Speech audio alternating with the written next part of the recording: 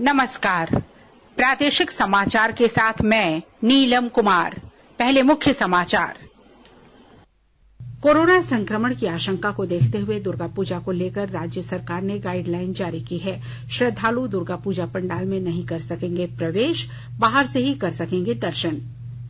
देश में टीकाकरण की रफ्तार बढ़ी है। अब तक 20% आबादी को कोविड रोधी टीके की दोनों खुराक और 62% को पहली खुराक दी जा चुकी है।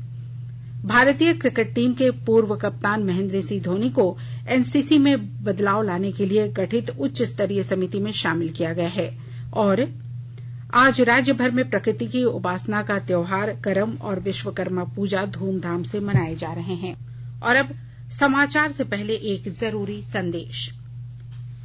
देश भर में 18 वर्ष से अधिक आयु के सभी लोगों के लिए सरकारी केंद्रों में निःशुल्क टीकाकरण अभियान चलाया जा रहा है। हमारे युवा श्रोताओं से अपील है कि वे कोविड रोधी टीका जरूर लगवाएं और दूसरों को भी इसके लिए प्रेरित और सहयोग करें। कोरोना महामारी के प्रति आप कोई भी लापरवाही न बरतें, क्योंकि कोरोना अब भी हमारे लिए बड़ा खतरा बना हुआ है। जब तक आवश्यक न हो घर से बाहर न निकलें और इन आसान उपायों का पालन करें। मास्क लगाएं, 2 गज की सुरक्षित दूरी बनाए रखें, बार बार हाथ धोएं और चेहरा साफ रखें। कोविड से संबंधित जानकारी और मार्गदर्शन के लिए राष्ट्रीय हेल्पलाइन काम कर रही है। इनके नंबर हैं 01123978046 और 1075। इसके अलावा राज्य हेल्पलाइन नंबर 104 डायल कर समस्या का त्वरित समाधान लिया जा सकता है। और अब समाचार विस्तार से। कोरोना संक्रमण की आशंका को देखते हुए दुर्गा पूजा को लेकर राज्य सरकार ने गाइडलाइन जारी की है। श्रद्धालु दुर्गा पूजा पंडाल में प्रवेश नहीं कर पाएंगे। उन्हें दूर से ही प्रतिमाओं के दर्शन करने पड़ेंगे। पूजा पंडाल में सिर्फ पुजारी और आयोजकों को ही जाने की अनुमति होगी। एक बार में सिर्फ 25 लोगों को ही पंडाल में जाने की अनुमति होगी। इन लोगों को कोरोना रोधी वैक्सीन की कम से कम 1 डोज लगाना अनिवार्य होगा।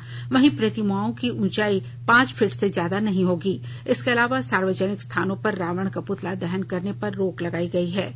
किसी थीम पर पंडाल का निर्माण नहीं होगा और न ही किसी विशेष प्रकार की विद्युत सज्जा की अनुमति होगी। केवल सुरक्षा के लिए आवश्यक लाइट लगाने की मंजूरी दी गई है।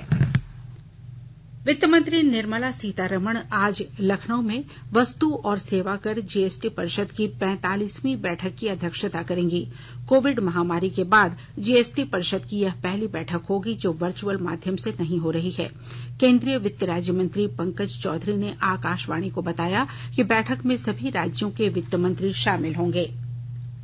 देश के 75वें स्वाधीनता दिवस समारोह के उपलक्ष्य में आजादी का अमृत महोत्सव के अंतर्गत प्रादेशिक समाचार एकांश आकाशवाणी रांची द्वारा स्वाधीनता संग्राम और उसके गौरवशाली इतिहास पर 18 अगस्त से साप्ताहिक अमृत महोत्सव क्विज का शुभारंभ किया गया है।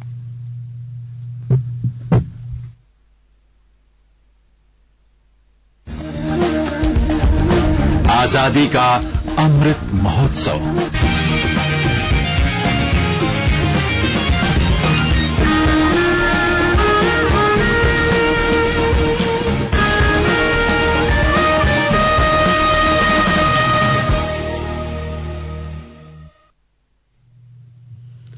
हमारी विशेष श्रृंखला जन जन की बात में हम प्रधानमंत्री नरेंद्र मोदी की उन बातों का उल्लेख करेंगे जिसने पिछले 20 वर्षों में भारत को बदल दिया है। आयुष्मान भारत सरकार द्वारा वित्त पोषित विश्व की सबसे बड़ी स्वास्थ्य बीमा योजना है। देश के कमजोर वर्गों तक स्वास्थ्य सुविधा उपलब्ध कराने की दृष्टि से यह योजना सितंबर 2018 में शुरू की गई थी। आयुष्मान भारत प्रधानमंत्री जन आरोग्य योजना के अंतर्गत माध्यमिक और तृतीयक स्तर के स्वास्थ्य देखभाल के लिए प्रत्येक परिवार को प्रतिवर्ष 5 लाख रुपए तक स्वास्थ्य बीमा की सुविधा उपलब्ध कराई जाती है। यह पूर्ण रूप से कैशलेस और पेपरलेस योजना है।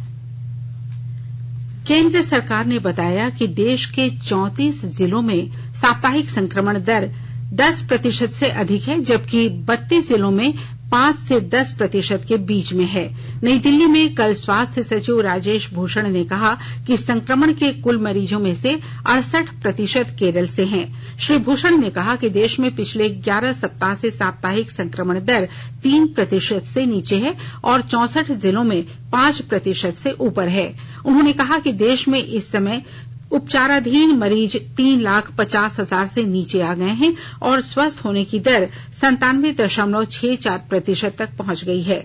उन्होंने कहा कि देश की 20% आबादी को दोनों टीके लग चुके हैं और 62% को पहला टीका लगाया जा चुका है, लेकिन अभी सावधानी बरतने की जरूरत है।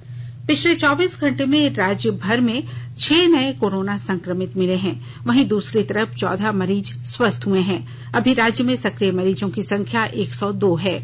कल राज्य में सबसे अधिक 4 मरीज मिले हैं। वहीं पूर्वी सिंहभूम में 2 मरीज मिले हैं। किसी कोरोना मरीज की मौत की खबर नहीं है। मुख्यमंत्री हेमंत सोरेन ने कल फूलो झानो आशीर्वाद योजना के लाभुकों से सीधा संवाद किया। मुख्यमंत्री ने कहा कि सरकार की योजनाओं से जुड़कर महिलाएं आज सशक्त हो रही हैं। उन्होंने कहा कि महिलाएं सरकार का हिस्सा बने और राज्य के विकास में साथ दें। श्री सोरेन ने कहा कि महिलाएं हर क्षेत्र में कदम बढ़ाएं। सरकार गाय पालन, मुर्गी पालन, खेती समेत अन्य व्यवसाय में उनका साथ देगी। उनके व्यवसाय के उत्पादों को सरकार खरीदेगी। मुख्यमंत्री ने कहा कि संक्रमण काल में सखी मंडल की दीदियों ने बेहतरीन और साहस से भरा कार्य किया। मौके पर मुख्यमंत्री ने हड़िया दारू बनाने और बेचने का कार्य छोड़कर अन्य सम्मानजनक आजीविका अपनाने वाली महिलाओं को प्रशस्ति पत्र, स्मृति चिन्ह और साड़ी देकर सम्मानित किया। मौके पर ग्रामीण विकास विभाग के मंत्री आलमगीर आलम ने कहा कि महिलाओं को ब्याज मुक्त लोन उपलब्ध कराया गया ताकि उन्हें आजीविका का साधन मिल सके। उन्होंने कहा कि 25 लाख लाभुकों को सरकार की विभिन्न बीमा से जोड़ा गया। श्री आलम ने कहा कि पलाश ब्रांड को झारखंड की पहचान बनाने के लिए हर प्रखंड तक इसे पहुंचाने की दिशा में कार्य हो रहा है। केंद्र सरकार कोविड महामारी के दौरान लोगों की सुविधा के लिए बनाई गई राष्ट्रीय स्तर की हेल्पलाइन के बारे में लोगों को जागरूक कर रही है। सूचना प्रसारण मंत्रालय अपने विभिन्न विभागों के माध्यम से इन हेल्पलाइन के बारे में जागरूकता बढ़ा रहा है। विभिन्न हेल्पलाइन नंबर इस प्रकार हैं। कोविड संबंधी सवालों के जवाब देने के लिए स्वास्थ्य और परिवार कल्याण मंत्रालय की हेल्पलाइन है 1075। राज्य हेल्पलाइन नंबर है 104। महिला और बाल विकास मंत्रालय की चाइल्ड हेल्पलाइन है 1098। वरिष्ठ नागरिकों के लिए सामाजिक न्याय और आधिकारिता मंत्रालय की हेल्पलाइन है 14567। मनोवैज्ञानिक सहायता के लिए राष्ट्रीय मानसिक स्वास्थ्य और तंत्रिका विज्ञान संस्थान निम्हांस का नंबर है 0804610007। आयुष कोविड परामर्श हेल्पलाइन नंबर है 14443 और माई गॉव व्हाट्सएप हेल्प डेस्क नंबर है 9013151515। आकाशवाणी के ताजा तरीन समाचारों के लिए आप हमारी वेबसाइट newsonair.com पर लॉग ऑन कर सकते हैं। ताजा समाचार Twitter handle @AIR news alerts और Facebook page All India Radio news पर भी उपलब्ध है।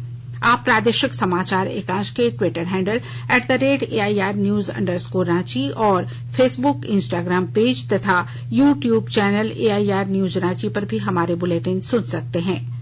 प्रादेशिक समाचार आप आकाशवाणी रांची से सुन रहे हैं और अब पेश है कोरोना से बचाव के कुछ संदेश।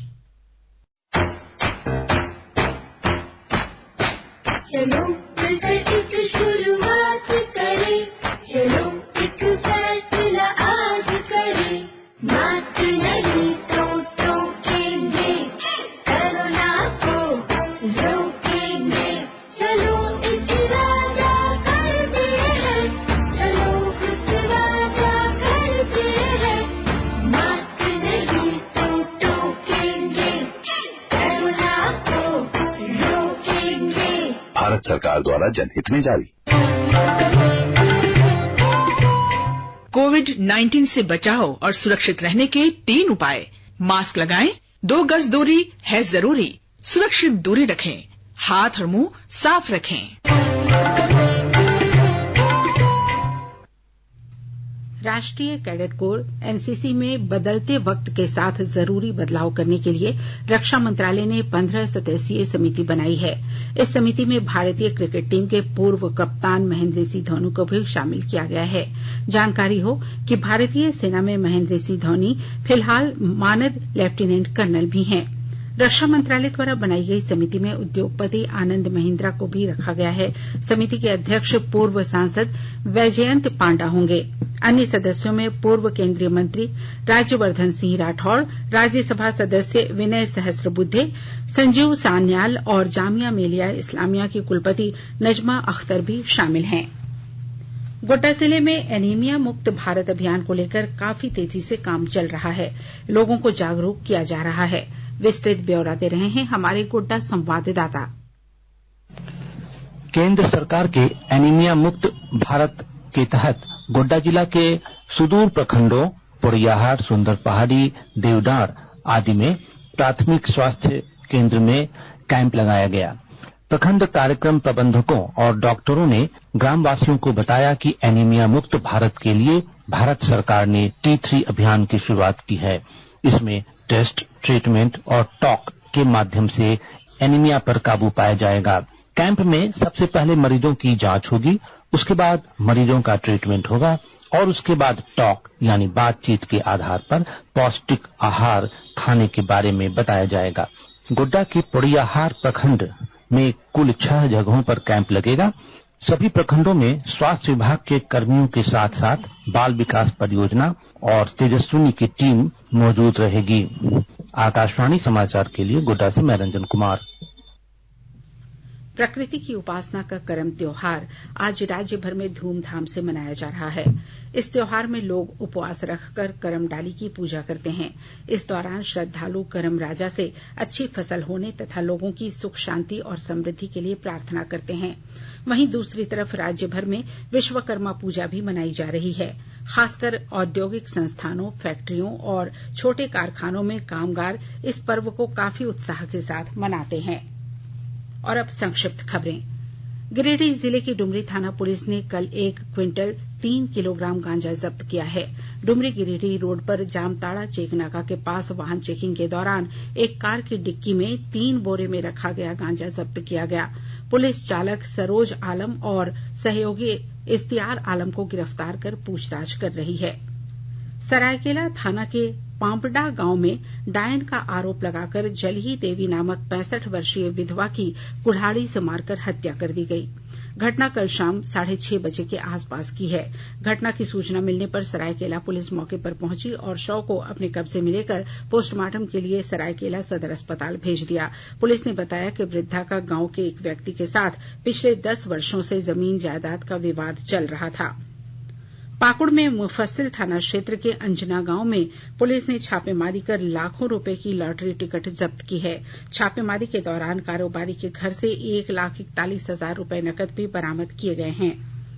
पाकुड़ पुलिस ने कल रात्रि गश्त के दौरान मुफस्सिल थाना क्षेत्र से चोरी के विद्युत तार सहित एक वाहन को जब्त किया है। इस मामले में पश्चिम बंगाल के एक व्यक्ति को गिरफ्तार किया गया है। और अब अखबारों की सुर्खियां।